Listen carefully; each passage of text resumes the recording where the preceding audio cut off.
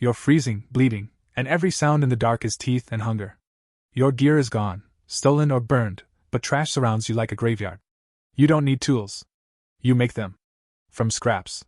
Your shelter collapsed hours ago. Rain hits like gravel, icy, relentless, and the only light comes from lightning ripping the sky open in violent snapshots. You've got no knife, no cordage, no warmth. Just a field of discarded plastic, metal scraps, broken bottles, and the occasional reminder that humans throw away more than they understand. Every step cuts deeper, every breath burns colder. The forest edge watches you like a patient predator. You don't survive with gear, that's a luxury. You survive with desperation and creativity sharp enough to cut steel. Trash becomes life. If you stop moving, the cold will stitch your blood still. Time to build an arsenal out of nothing. Step 1. The razor from glass. You find a shattered bottle, green, jagged, wicked. Don't grab it bare. Wrap the base with cloth from your torn shirt, tighten with plant fiber, shoelace, or mud-stiffened rope. You're not crafting art, you're building a blade.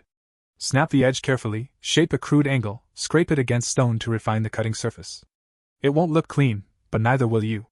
Now you have a razor that tears wood fibers, skins animals, slices rope, and cuts into the world instead of letting it cut into you. Why it works: glass fractures along microscopic lines sharper than factory steel. At a molecular level, those edges are almost perfect cleavage planes, narrow, deadly, surgical. That's why obsidian scalpels exist. You've just created the caveman version. Respect it, or you'll bleed for it. Method 2. Plastic bottle cordage. Trash isn't just junk, it's potential energy. A plastic bottle is a coiled spring of utility waiting to be shredded. Heat the bottom over a small fire or friction ember until soft. Slice into a continuous spiral strip using your glass knife. Pull slow and steady, tension gives consistency. Stretch it while warm to increase tensile strength. Now you have cordage that doesn't rot, snap, or soak water like plant fiber. Tie shelter beams, hang food above scavengers, make snares if you trust your hands more than fate. Why it works: polyethylene and PET stretch under heat, aligning polymer chains into tighter configurations. Translation: melted trash becomes tougher, less brittle. You're weaponizing chemistry the same way industrial machines do, just without the safety regulations. Lucky you? Phase 3. The tin can survival stove. A rusted can is a furnace disguised as garbage. Puncture small air vents at the bottom, cut a hatch for fuel feed, and pack the interior with dry pine needles, cloth scraps, or compressed cardboard.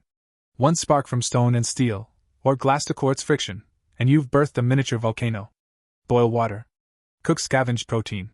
Dry soak socks before trench foot eats you alive. Why it works: convection. Oxygen enters low, heat pulls upward, and the chimney effect creates a steady burn with minimal fuel. Efficient combustion means less smoke, and less chance your fire becomes someone else's dinner bell. Method 4. The trash bag shelter skin. A torn black garbage liner is ugly survival gold. Stretch it over a lean-to frame of branches, reinforce with woven bottle cordage, weigh edges with rocks to block wind. Stuff leaves between layers for insulation. If you find multiple bags, fuse them using fire and pressure. Now you have a rainproof membrane, a wind barrier, and the psychological luxury of not sleeping in the open like bait. Why it works: plastic isn't breathable.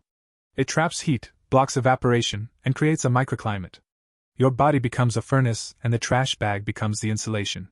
The survival equation here is simple: heat trapped, heat lost equals you wake up alive. Step 5. The aluminum can fish hook. Metal is promise. Strip aluminum into thin strips with your glass blade.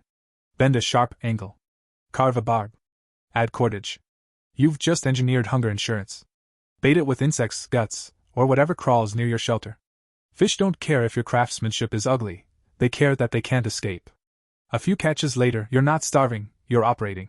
Why it works: aluminum is soft but resilient. Bend it wrong and it snaps. Bend it right, and it holds shape under thrashing force. Fresh protein means glucose for brain function and amino acids for muscle repair. Tools make food. Food makes decisions. Decisions make survival. Method 6. The bottle cap's signal whistle. Silence kills. Not always directly, but through isolation. Flatten a bottle cap, fold it in half, and cut a narrow slit. Add a small cavity using a pebble and pressure. Blow. If the shriek makes your ears ring, perfect. That sound cuts through rain, forest, and distance. Use it when lost. Use it when found. Use it when you want to remind the world you're not dead yet. Why it works: air compression vibrates across the narrow aperture, producing high-frequency sound waves. Humans evolved to recognize sharp tones as alarm signals. It reaches farther than shouting and burns fewer calories than screaming for help you may never get. Phase 7. The Scrap Metal Spear. Nothing says do not approach like a long stick with sharp steel at the business end. Lash a metal bracket, knife fragment, or even sharpened aluminum panel to a branch with plastic cordage. Strengthen the joint with tar, pine sap, or melted foil. Now predators think twice. So do people. You're not here to look civilized. You're here to continue existing. Why it works: distance equals safety. Spears allow thrust without entering claw or blade range. Even crude metal holds an edge far longer than bone or stone. Biology hates puncture trauma, arteries burst, tendons sever, muscle fails. Threat removed. You remain. Human survival is a contest of thermodynamics, biology, and willpower. You're fighting entropy. The universe wants you still, silent, and biodegradable.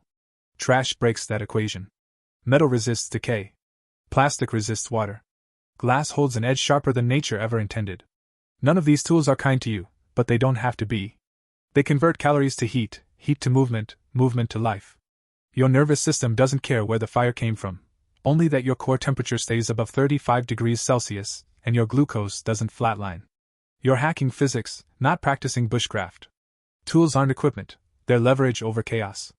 Trash doesn't look like hope. It looks like defeat. But survival is about refusing to die when the world politely suggests it. Take what's broken and make it sharp again. Trash is just civilization without context, and context is something you build. If you wake up tomorrow, you didn't get lucky. You won. You don't escape the wild by being prepared. You escape by refusing to be disposable.